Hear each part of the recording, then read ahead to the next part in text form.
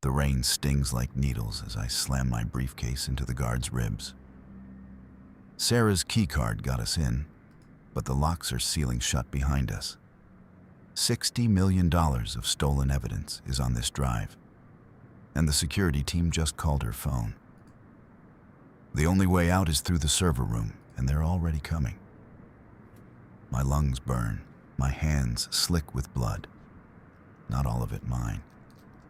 The logs prove I was set up, but the door's sealing. If I don't get through now, I'm spending the next 20 years in prison for a crime I didn't commit. And Sarah? She's not here to help. She's here to watch me fail. Rain lashed against the marble steps of the Drake Hotel, stinging Marcus Reed's skin like needles. He gripped Sarah Thompson's hand, his tuxedo jacket heavy with cold water, the expensive wool soaked through until it felt like lead.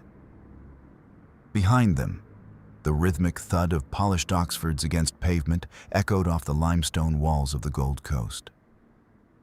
James Sterling's security team had emerged from the golden foyer like a pack of wolves, their heavy flashlights cutting through the downpour in jagged arcs of white light. Left, through the alley. Marcus gasped, his voice barely a rasp over the roar of the storm. His lungs burned with every breath, the metallic scent of wet asphalt and Chicago grime filling his nose.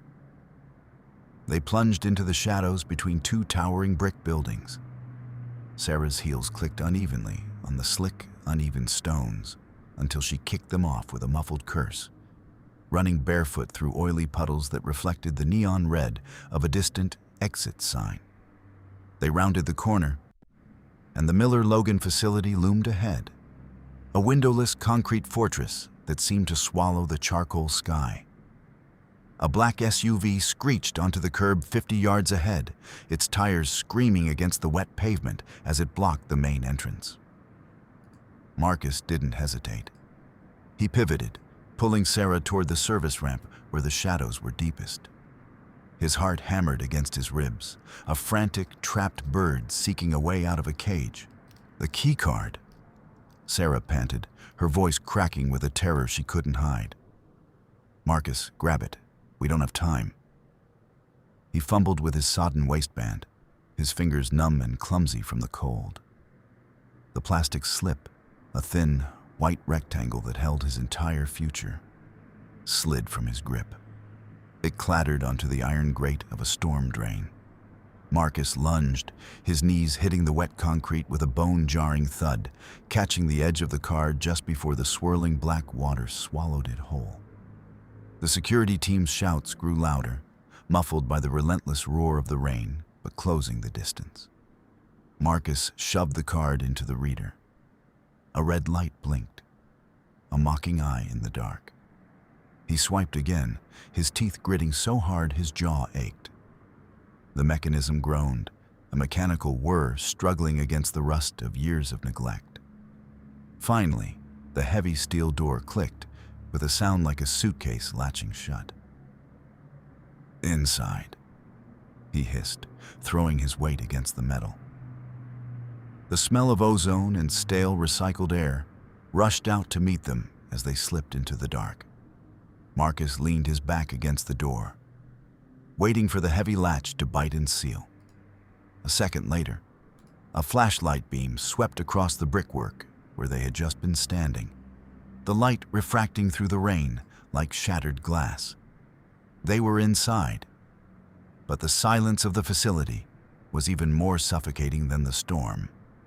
Marcus reached into his pocket and felt the smooth, cool surface of his Riverstone. 1, 2, 3, 4. He tapped it against his thigh. The rhythm was the only thing keeping the panic from drowning him. The alleyway outside had felt like a trap, but the interior of the service entrance was a different kind of nightmare. It was a narrow corridor of exposed pipes and humming electrical boxes. The air was thick with the smell of grease and old dust. Marcus looked at Sarah. She was shivering, her silk dress clinging to her frame, her eyes wide and darting toward every shadow. "We have to move," Marcus whispered. "The server room is 3 floors up. If Sterling's men have the master codes, they'll be through that door in minutes." They began to climb the metal stairs, their footsteps ringing out in the hollow stairwell. Every clatter felt like a gunshot. Marcus kept his hand on the stone in his pocket. 1, 2, 3, 4. He thought of the 4 men who had died in the explosion at the gala. His friends, his colleagues. He was the only one left to tell the truth. As they reached the 2nd floor landing, the heavy thud of a shoulder hitting the door below echoed up the shaft. Sterling's men weren't waiting for codes. They were using a battering ram. The hunt was no longer a quiet affair. It was a siege. Marcus pushed through the heavy door onto the 3rd floor, his eyes scanning the corridor. The Miller-Logan facility was a maze of sterile white hallways and blue-tinted glass. He knew this place. He had helped design the security architecture. But being the architect didn't make him the master when the locks were turned against him. "The briefcase," Sarah said, pointing to the heavy leather bag Marcus had lugged from the hotel. "You still have it." Marcus gripped the handle tighter. Inside were the logs he'd managed to snatch before the fire, but they were incomplete. He needed the primary terminal. He needed the golden file. Suddenly, the lights in the hallway flickered and died, replaced by the eerie, rotating amber of the emergency system. A voice boomed over the intercom, distorted and metallic. "Marcus, you're making this very difficult for everyone." It was Sterling. The voice didn't sound angry. It sounded disappointed, like a father speaking to a child who had broken a vase. "Give us the bag, Marcus. Let Sarah go home. There's no need for more names on the list." Marcus didn't answer. He couldn't. He just kept moving, his shoes squeaking on the linoleum. He reached the heavy vault door of the server room. This was the heart of the beast. He swiped the stolen card one more time. The door hissed open, revealing a forest of black metal racks and thousands of blinking blue lights. The room hummed with a low-frequency vibration that Marcus could feel in his teeth. It was cold, the kind of artificial chill designed to keep machines happy while humans froze. Subverted beat 1.3.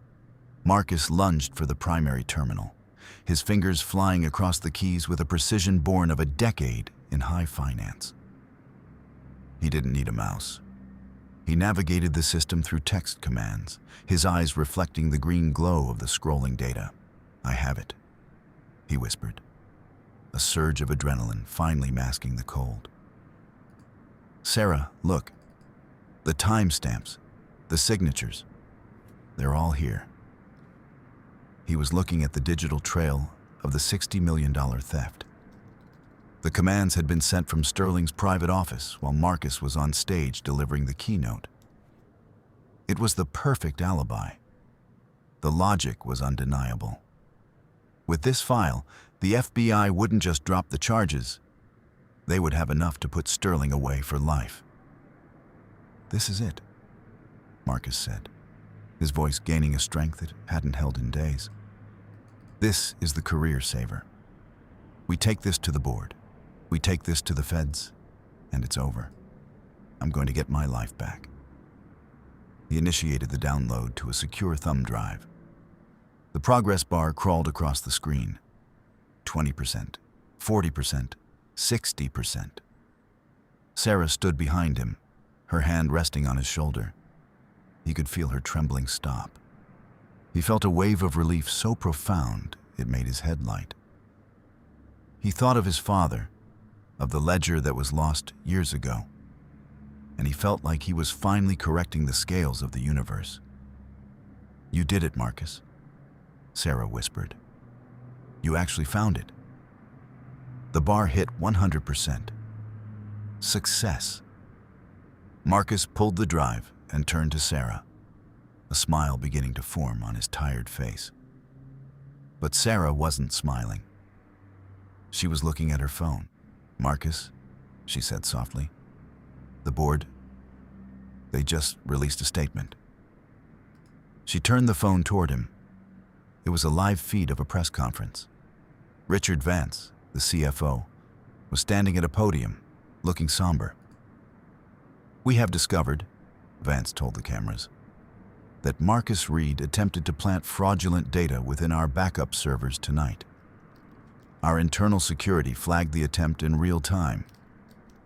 Mr. Reed created a series of fake logs designed to implicate Mr. Sterling in a desperate bid to deflect from his own crimes." Marcus felt the blood drain from his face. "What? No. I just pulled this from the live partition. It's raw data." "Look at the file properties, Marcus," Sarah said, her voice dropping to a flat, clinical tone. Marcus shoved the drive back into the terminal and opened the metadata. His heart stopped. The creation date on the files wasn't tonight. It was 3 days ago. And the author of the document wasn't Sterling. It was Marcus Reed. Someone had moved the golden file and replaced it with a perfectly crafted forgery. A forgery that bore Marcus's own digital thumbprint. By finding the evidence, he had just provided the final proof of his own guilt. He hadn't found a lifeboat. He had walked into a gallows. "Sarah," he whispered, turning back to her. How did they know I'd look here?" The realization hit him like a physical blow to the stomach. The golden file didn't exist. It had been a lure, and he had followed it right into the trap. Sarah didn't look away. Her eyes were filled with a terrifying, hollow pity. "I'm so sorry, Marcus. Truly. But you were always going to look for the math. And Sterling knows how to write a story that the math will support." The sound of heavy boots echoed in the hallway outside. The relief Marcus had felt moments ago was replaced by a cold, crushing weight. He wasn't just a fugitive anymore. He was a man who had just handed his enemies the rope they needed to hang him. Marcus stared at the screen, the green text blurring. His mind, usually so sharp and analytical, was a chaotic mess of variables that no longer added up. He had played the game with surgical precision, only to find out the board had been rigged before he even sat down. "Sarah," he said, his voice barely audible over the hum of the servers. "Whose phone is that?" He wasn't looking at the press conference anymore. He was looking at the notification that had just popped up on the top of her screen. A name he knew well. Robert Vance. Sarah's hand twitched, her fingers tightening around the device. She didn't answer.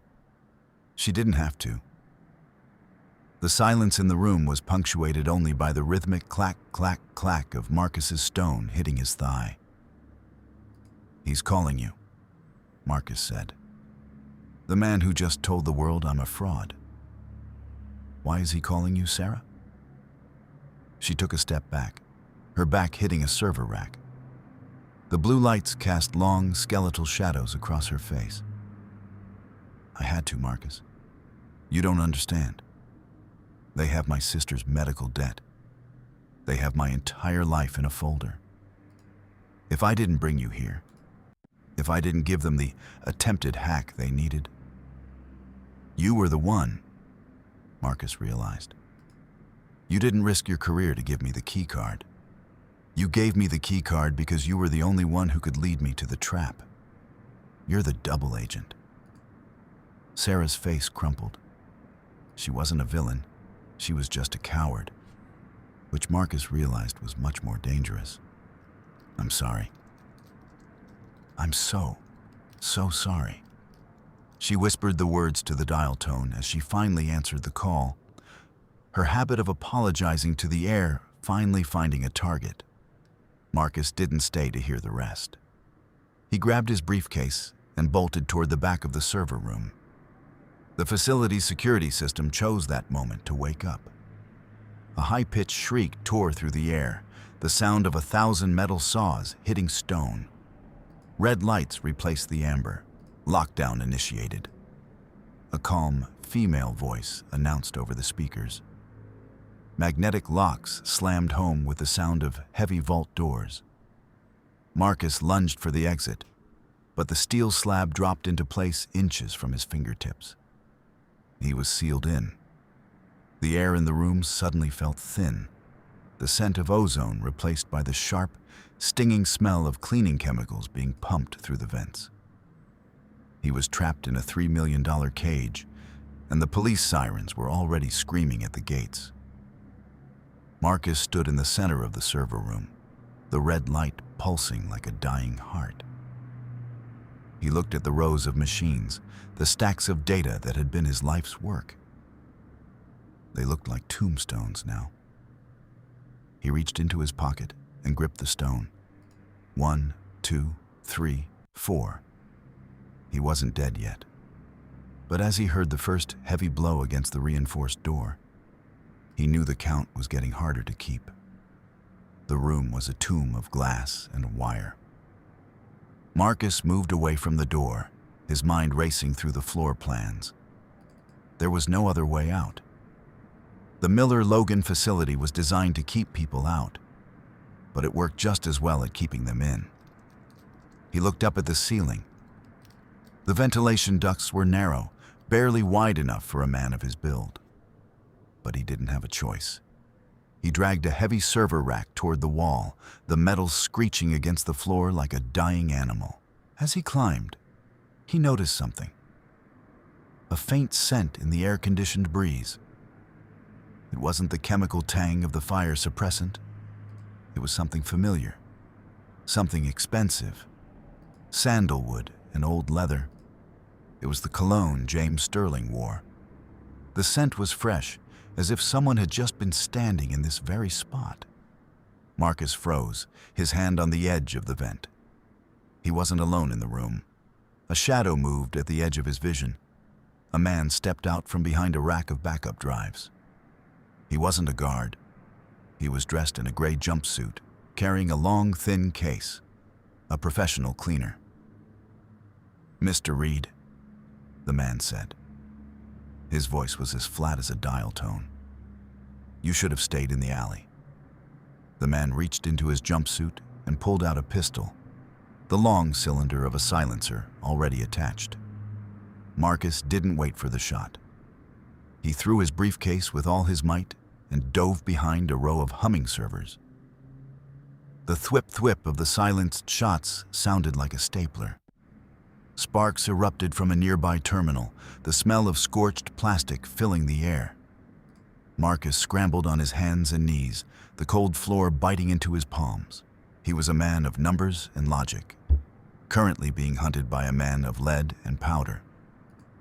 He needed a weapon. He needed an edge. He saw it. A heavy red cylinder mounted to the wall near the emergency exit. A fire extinguisher. Marcus waited for the rhythm of the footsteps. The cleaner was slow, methodical. He was checking each row with the patience of a librarian. Step, pause, step, pause. Marcus gripped the extinguisher, his fingers slick with sweat. As the shadow of the hitman rounded the corner, Marcus slammed the metal canister against a protruding pipe. The valve sheared off. A blinding cloud of white chemical powder exploded into the room, a freezing fog that swallowed the blue and red lights. The cleaner hissed, firing blindly into the white. Marcus didn't run away. He ran toward the sound. He collided with the hitman in the fog, the two of them crashing into a server rack. The impact knocked the wind out of Marcus, but he didn't let go. He grabbed the man's wrist, twisting with a desperate animal strength. The pistol clattered to the floor, lost in the white haze. They wrestled in the dark, the sound of their breathing ragged and loud. The hitman was stronger, his hands finding Marcus's throat. But Marcus had the clarity of a man who had already lost everything. He drove his knee into the man's stomach and followed up with a heavy, clumsy blow to the temple. The cleaner went limp. Marcus slumped against the rack, gasping for air that was thick with white dust. He waited for his heart to slow, for the ringing in his ears to fade. He looked down at the unconscious man. Then, he saw it. A burner phone had fallen out of the man's pocket. Marcus picked it up, his thumb swiping across the screen. There was only one message in the inbox. It was a set of GPS coordinates. His coordinates, and the sender's name made the world tilt on its axis. Linda, his wife. The woman who had packed his bags for the gala. The woman who had told him she loved him as he walked out the door. She wasn't just hiding from the fallout. She was the one who had put the target on his back. Subverted beat 1.10. Marcus stared at the glowing screen of the burner phone, the name Linda searing into his retinas like a brand. He felt a strange, detached sense of logic take over. He needed to understand. He needed to find the why in the equation. He hit the call button. She answered on the second ring. "Is it done?" her voice whispered. She sounded tired, but there was no tremor of guilt, no hesitation. "Why, Linda?" Marcus asked. His voice was a hollow echo of itself. There was a long, jagged silence on the other end of the line. He could hear the faint sound of a television in the background, the evening news, no doubt covering his escape. "Marcus," she finally said. She didn't sound surprised. She sounded relieved. "I did it for the kids. Sterling promised me a trust, a real one. Not the paper wealth you've been chasing for a decade. Something they can actually use when the banks finally realize you've been building a house of cards." "I was building a legacy," Marcus hissed. "I was building a life for us." "You were building a monument to your father's ghost," she snapped back, the venom finally surfacing. "You were so busy counting your stones that you didn't notice the roof was leaking. Sterling is the future, Marcus. He's the architecture of this city. You're just a line item he's decided to delete." "You sold me out for a payout," Marcus said, the realization settling in his chest like cold lead. "You gave them my location. You gave them the key to the house." "I gave them a way to end this quickly," she said. "I didn't want you to suffer. I just wanted you to go away, so we could start over." "The investigators are already at the house, Marcus. I told them you were abusive. I told them you were erratic. By the time this is over, there won't be a single person in Chicago who remembers you as anything but a monster." Marcus looked up at the security cameras in the corners of the room. He realized now that they weren't just watching him. They were recording his assault on the cleaner.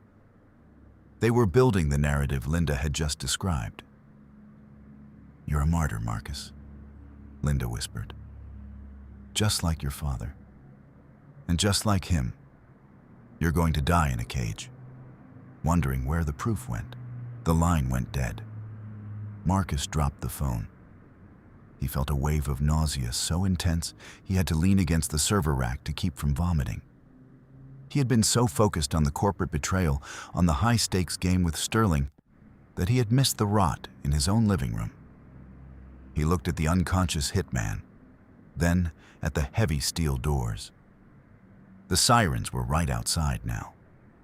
The blue and red lights of the police cruisers were reflecting off the wet pavement of the street below, visible through the narrow slit of a high window.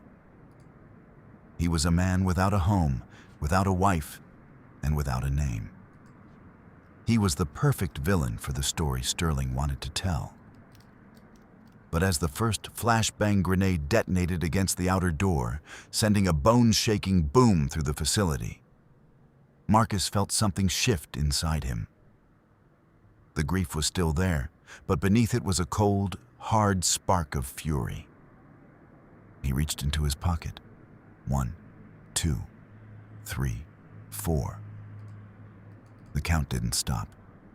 It just changed. He wasn't counting the dead anymore. He was counting the seconds until he burned the whole thing down. The FBI didn't enter with a knock. They came with a roar of breaking glass and the rhythmic chant of tactical commands. Marcus could hear them moving through the lower levels, the heavy thud of their boots vibrating through the floorboards. He turned back to the terminal. The golden file was a fake, but the system itself was real. He had helped build the Shadow Log protocol, a deep-level mirror that was supposed to be the company's ultimate insurance policy. It was a hidden partition, buried beneath layers of dummy code, that recorded every transaction in its rawest form. Sterling didn't know about it. Even Vance didn't know the full extent of the mirror. It was Marcus's private project, a fail-safe he'd created after his father's death. His fingers flew across the keyboard. He didn't have much time. The tactical team was already on the second floor. Uplink initiated. The screen blinked. The data began to move. Not to a thumb drive, but to a remote server in Virginia. A windowless bunker Marcus had leased under a shell company years ago. It was a slow transfer, the progress bar mocking him with its steady, deliberate pace. 15%, 18%, 22%. His phone buzzed in his pocket. He pulled it out, expecting another taunt from Linda. It was a restricted number. "Marcus," a voice said. It was Sterling. This time, the man sounded amused. "I'm looking at your family, Marcus. They're in a very comfortable SUV right now. We're taking them to a secure location. You know how dangerous the city can be during a police manhunt." Marcus felt the air leave his lungs. "If you touch them, James." "Touch them? Good heavens, no. I'm their benefactor now. Linda is quite a sensible woman. She understands that the children need a father figure who isn't a wanted felon. But if you continue this digital tantrum, well, accidents happen in transit. A blown tire, a tragic plunge into the river. You understand the variables." "Stop the transfer, Marcus," Sterling commanded, his voice dropping the facade of warmth. "Walk out with your hands up. Admit to the fraud. Do that and your children will have the best education money can buy. Keep playing the hero and they'll be orphans before the sun comes up." Marcus looked at the screen. 45%. He looked at the door. The handle was turning. "I'm not playing a hero, James," Marcus said, his voice steady. "I'm just an accountant, and the books don't balance." He hung up. The door to the server room exploded inward. A man stepped through the smoke, not a federal agent, but Sterling's lead enforcer, a mountain of a man named Michael Davis. He didn't have a badge. He had a combat knife and a look of professional boredom. Davis didn't speak. He lunged. The first blow caught Marcus in the ribs, a sickening crack echoing in the sterile room. Marcus collapsed, the world spinning in a blur of blue lights and pain. Davis grabbed him by the hair and slammed his face into the edge of a metal desk. "Where's the key?" Davis grunted, his voice a low rumble. "The decryption key. Give it to me, and I'll make it quick." Marcus tasted blood. It was warm and salty, filling his mouth. He looked at the screen. 78%. "I don't have it," Marcus wheezed. Davis kicked him again, a heavy boot to the kidneys. Marcus curled into a ball, his fingers clawing at the floor. He could hear the FBI shouting in the hallway, only seconds away. He needed a way to level the field. He crawled toward the wall, his vision tunneling. Davis followed him, slow and deliberate, enjoying the hunt. Marcus reached for the red box on the wall, the fire suppression override. "What are you doing, Reed?" There's no fire. Not yet. Marcus gasped. He smashed the glass with his elbow and pulled the lever. A siren wailed, a different tone this time. Deep, mournful. Halon gas release in 10 seconds, the computer announced. Evacuate immediately. Davis froze. He knew what Halon did. It didn't put out fires with water. It replaced the oxygen in the room. In a sealed environment like the server room, it was a death sentence for anyone without a respirator.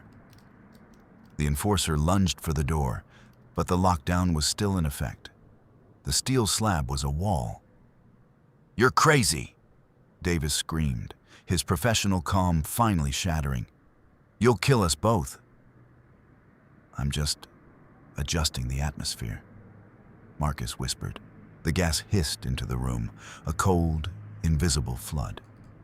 Marcus pulled his shirt over his nose and mouth, huddled in the corner where the air was thickest. He watched as Davis began to stumble. The big man clawed at his throat, his eyes bulging as his lungs searched for oxygen that wasn't there. He fell to his knees, then to his face, his heavy body twitching before going still.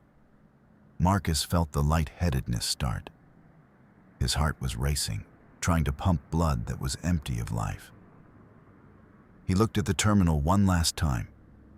100%. Transfer complete. His head hit the floor. The last thing he saw before the world went black was the FBI tactical team breaching the door, their gas masks making them look like giant, prehistoric insects. When Marcus woke up, he was in a different kind of cage. The hospital room was white and smelled of bleach. His hands were cuffed to the bed rail. A woman sat in a chair by the window, her silhouette sharp against the morning light. "Agent Martinez," Marcus rasped. His throat felt like he'd swallowed glass. "Mr. Reed," she said, not looking at him. "You're lucky to be alive. That gas would have finished you in another 30 seconds. The data... We have the servers," she said, finally turning to face him. Her eyes were cold, professional. "And we have the files you sent to Virginia. Our tech teams have been at it for 6 hours. Marcus felt a flicker of hope. "Then you know. You saw the signatures." Martinez stood up and walked to the bed. She dropped a folder onto his lap. "We saw nothing, Marcus. The files are encrypted with a 256-bit military-grade key. Without the password, they're just noise. Random numbers. They prove nothing." Marcus closed his eyes. Sterling had won. He had the evidence, but he couldn't speak its language. He was a man with a tongue cut out, trying to tell a secret. "Sterling is at the courthouse right now," Martinez said. "He's filing a civil suit against the Bureau for the damage to his facility. He's being hailed as a victim of a disgruntled employee's psychotic break. Your wife is giving a televised interview about your downward spiral."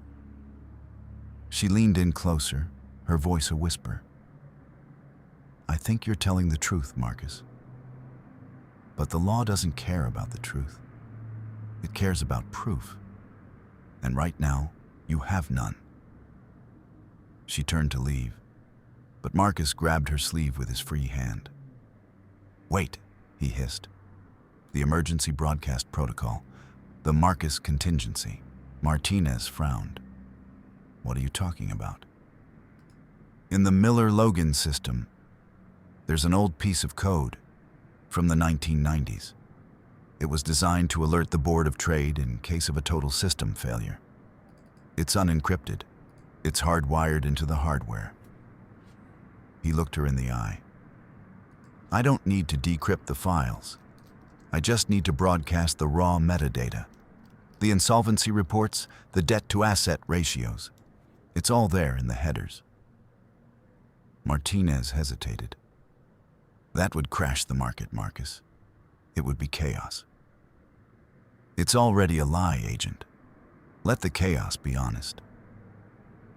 30 minutes later, The screens at the Chicago Board of Trade began to flicker. The red numbers of the ticker tape stopped their frantic crawl. Then they began to change, not into stock prices, but into lines of text. Miller Logan assets, $0.00, offshore liabilities, $4.2 billion, systemic insolvency detected. It was the digital equivalent of a nuclear bomb. Across the city, in high-rise offices and corner delis, people stopped and stared. The visionary firm, the bedrock of the Chicago economy, was being revealed as a hollow shell in real time. Marcus watched it on the small TV in his hospital room. He saw the panic on the floor of the exchange. He saw the reporters' faces change from confusion to horror. And then he saw Sterling. The man was standing on the courthouse steps, surrounded by microphones. He looked at his phone, and for the first time, Marcus saw the mask slip. The silver-haired predator looked small. He looked old. Marcus's attorney, a man named Richard Moore, who looked like he hadn't slept since the Nixon administration, walked into the hospital room. He was holding a tablet. "It worked, Marcus," Moore rasped, coughing into a handkerchief. The metadata was enough. The feds just froze every account associated with Sterling's name. He can't even pay his driver. Marcus didn't feel the surge of victory he expected. He just felt tired. "The kids? Safe," Moore said. "The FBI picked them up an hour ago. Linda is, well, she's looking for a very good lawyer of her own." Marcus looked out the window. The Chicago skyline was still there, the glass towers reflecting the cold gray of the lake. But the world they represented, the world of high-stakes gambles and hollow legacies, felt like a dream he'd finally woken up from. A week later, Marcus Reed stood on the platform of the Union Station. He wasn't wearing a tuxedo. He was wearing a flannel shirt and a pair of jeans he'd bought at a Target. He carried a single duffel bag. The charges had been dropped, though the civil suits would drag on for years. He was a free man, but he was a man who owned nothing. He reached into his pocket and pulled out the Riverstone. 1, 2, 3, 4. He looked at it for a long time. Then he walked to the edge of the platform and dropped it into the tracks. He didn't need to count the dead anymore. They were gone, and he was still here. He boarded the train heading east. He ended up in a small town in Vermont, a place where the air smelled of pine and wood smoke instead of ozone and grease. He found a job in a local carpentry shop, a place where the math was simple. Measure twice, cut once. He liked the feel of the wood in his hands. It was tactile. It was real. It didn't change its signature when you weren't looking. Sometimes, in the quiet of the evening, he would look at the newspapers and see a small mention of the Sterling trial. James Sterling was in a federal prison in Indiana. Linda was living in a small apartment in Jersey City. Her trust vanished into the ether of the bankruptcy courts. Marcus would turn the page. He sat on his porch one night, watching the snow fall over the Green Mountains. It was quiet, a deep, profound silence that didn't need a rhythm to fill it. He took a deep breath, the cold air stinging his lungs in a way that felt like life. He didn't have a legacy. He didn't have a golden file. But for the first time in 42 years, Marcus Reed knew exactly who he was. And that, he realized, was the only proof he ever really needed. The world went on, counting its numbers and building its towers. But in the small shop in Vermont, the only sound was the steady, honest rasp of a saw against oak. The count had finally stopped. The end.